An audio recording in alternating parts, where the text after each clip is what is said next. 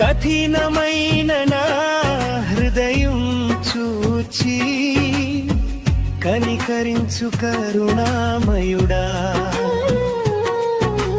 పాపపు బంధములలో చిక్కిన నన్ను విడిపించు యేసయ్యా. నూతన హృదయం దయచేయుమయ్యా. రాతి గుండెను తొలగించుమయ్యా. నూతన ఆత్మను నాలో నింపుమయ్యా. నీ చిత్తానుసారం నడిపించుమయ్యా.